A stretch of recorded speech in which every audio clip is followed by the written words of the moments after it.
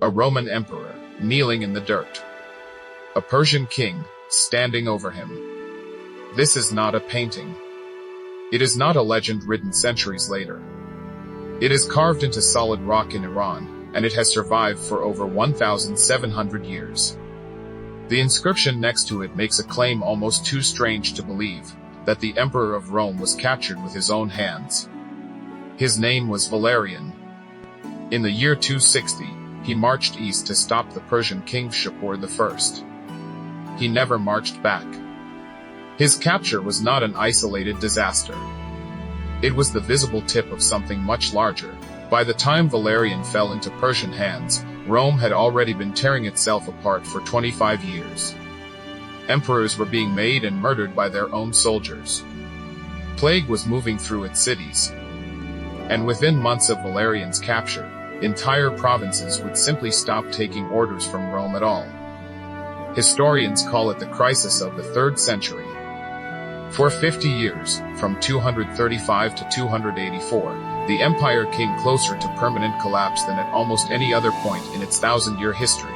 This is how it happened, and why, against every reasonable expectation, Rome did not die. The breaking point begins in 235, on the Rhine frontier, in the German town the Romans called Mogontiacum. Emperor Severus Alexander is there with his army, negotiating with Germanic tribes instead of fighting them.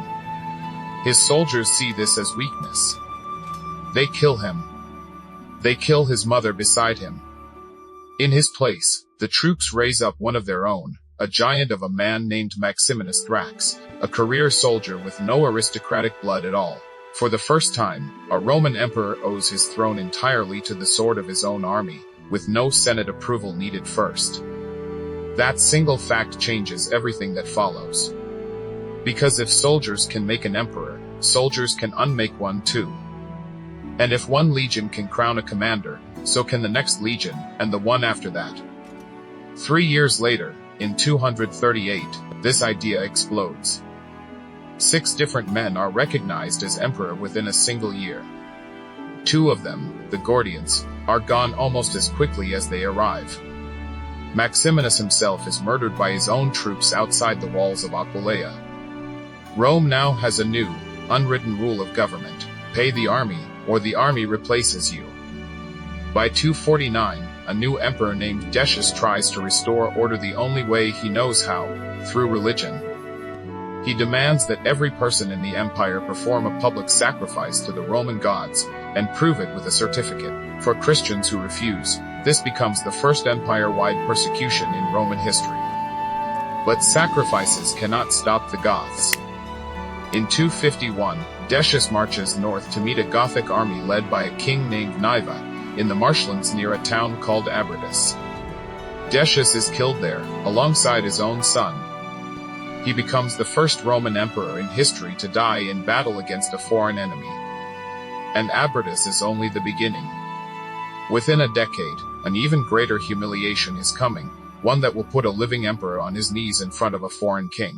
Rome's response to catastrophe is, unusually, to split command in 2. Valerian takes the east. His son Gallienus takes the west. For a while, it seems to work. Then, in 260, Valerian marches against Shapur the First near the city of Edessa. The exact details of the battle are lost. What survives is Shapur's own account, carved permanently into rock at Naqsh-e Rustum, in 3 languages, so no one could ever claim it was exaggeration in translation. It says Valerian was captured with Shapur's own hands. A later Christian writer named Lactantius went further, claiming Shapur used the captured emperor as a human footstool to mount his horse. Most historians treat this as hostile propaganda rather than fact. What is not disputed, what is carved permanently into a cliff face in Iran, is that a reigning Roman emperor was taken alive by a foreign king. It had never happened before. It would never happen again. And the shockwave hit instantly. Within weeks of Valerian's capture, a Roman commander named Postumus declares himself emperor of Gaul, Britain, and Spain. He does not call it a rebellion. He calls it survival, because Rome's central government has proven it cannot even protect its own emperor, let alone a distant frontier. In the east, a different kind of power is rising. A Syrian city called Palmyra, grown wealthy from desert caravan trade, is led by a local ruler named Odenathus. When he is assassinated in 267, his wife takes control. Her name is Zenobia. Within 3 years, Zenobia's forces control Egypt and much of the Roman East, including the grain supply that feeds the city of Rome itself. By 270, the Roman Empire is no longer one empire. It is three.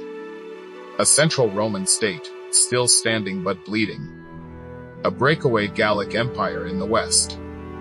And a Palmyrian power in the east that answers to no one but itself. Most empires never come back from this.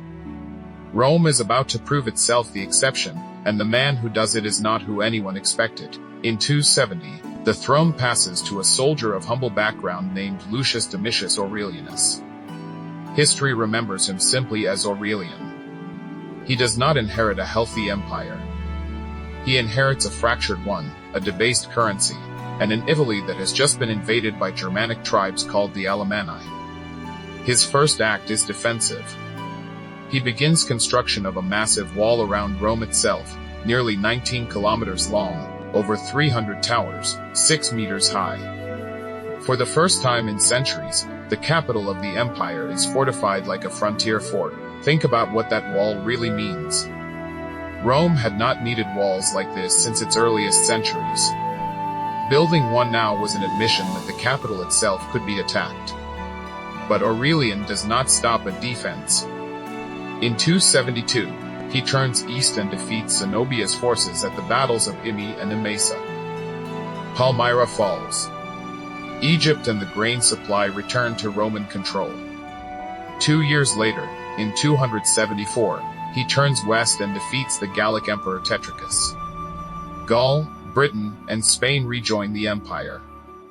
In under 5 years, one man has reunited a broken empire on two fronts, thousands of kilometers apart. The Senate gives him a title that says it plainly, Restitutor Orbis. Restorer of the world. Here is the detail that changes how you should see this entire story. Aurelian did not build his wall before his victories. He built it after. He had just crushed Palmyra. He had just crushed the Gallic Empire. He had won. And still, he fortified Rome as if the next attack was already on its way. That decision tells you something the ancient sources never state directly. Even the man who saved Rome did not believe the danger was over. He understood that the old Rome, the unwalled, untouchable capital of Augustus and Trajan, was already gone. What he was building now was something new. Aurelian himself would not live to see how far that transformation went. In 275, misled by a false rumor, his own officers killed him. But the empire he had reassembled did not fall apart again. Within a decade, a new emperor named Diocletian would take Aurelian's foundation and rebuild Roman government almost entirely, ending the 50-year emergency for good. So go back to that carving on the cliff in Iran. A Roman emperor, kneeling before a foreign king. For a long time, it looked like the image of an empire's ending. It wasn't. It was the moment Rome stopped being the empire it used to be, and started becoming the one that would survive for another 200 years. If you want to see how that next chapter unfolds, how Diocletian rebuilt Rome from the ground up, that's a story for another video. Subscribe if you'd like to be there when it drops.